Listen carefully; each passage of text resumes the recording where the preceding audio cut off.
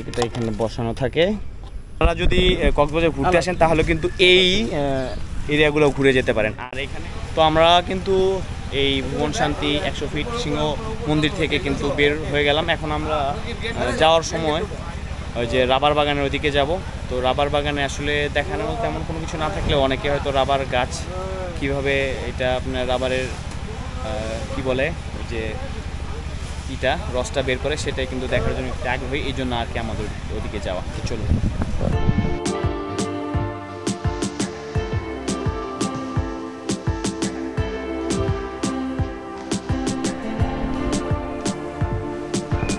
তো এই মুহূর্তে আমরা কিন্তু রাবার বাগানে চলে আসছি। এটা একদম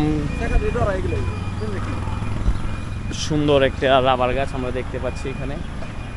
আসলে এই যে ছালগুলো আছে না, এগুলোকে সুন্দর করে প্রসেস করে এগুলোকে আপনার কাটার পরে এখানে একটা খেজুর গাছের মতো রস যেভাবে আহরণ করে সেম এই যে এখানে একটা কিছু বসায় দেয়, সেটা হইলো এই রাবার বাগান। আমরা একটু উপরে ওঠার চেষ্টা করি, দেখি এখানে আসলে আর কি কি দেখা যায়।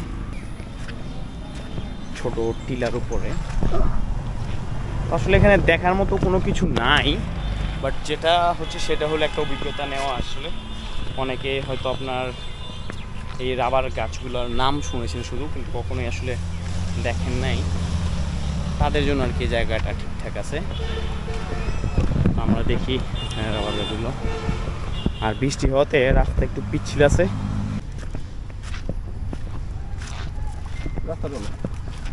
আর এটাই হচ্ছে সেই রাবার বাগান। রাবার কিন্তু অনেক জায়গায় কালেক্ট করতেছে, আপনাদেরকে আমরা দেখাবো। গাছগুলা এখনো অনেক নতুন গাছ আছে, এগুলো যত বড় হবে ততই কিন্তু এই যে আপনারা একটা দেখতে পাচ্ছেন, এই যে রাবার এখানে কিন্তু আর এই যে এটার মধ্যে কিন্তু এই সেই রাবারটা থাকে, বেশ সুন্দর। কিন্তু এখানে আরো অনেকগুলো আছে, আমরা সেদিকেও যাব। সম্ভবত এগুলোতে রাবার কালেকশন শেষ হয়ে গেছে, যার কারণে নতুন করে আর রাবারের কোনো কিছু লাগানো হয়নি আর কি।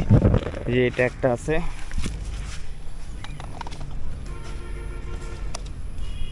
এটা এখানে বসানো থাকে,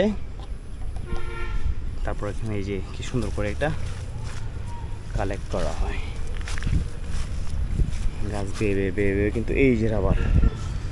তো এই মুহূর্তে আমরা কিন্তু এই যে রাবার বাগানের যে প্রসিডিউরটা সেটা কিন্তু দেখাতেছি। এরকম একটা তারা পাত্র নেয়, তারপর এখানে আপনার কি বলে এটাকে একটা তার দিয়ে বাঁধে, তারপরে এখানে কিন্তু একটা আপনার দেখছেন একটা পাত আছে, এই পাতটা জাস্ট গাছের মধ্যে ঢুকিয়ে দেওয়া হয়, তারপর এই বাকলগুলোকে ছেড়ে দেওয়া হয়।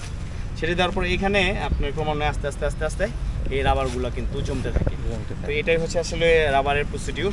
তো আপনারা যদি কক্সবাজার ঘুরতে আসেন তাহলে কিন্তু এই এরিয়াগুলো ঘুরে যেতে পারেন। আর এখানে বেশি ভিতরে না যাওয়াটাই ভালো, কারণ এলাকার ছেলেমেয়েরা বলতেছে বেশি ভিতরে গেলে একটু মানে বুঝলেন তো একটু সেফটির একটা ব্যাপার স্যাপার আছে। তো চলুন আমরা এখন এখান থেকে চলে যাই আরও একটি স্পটে।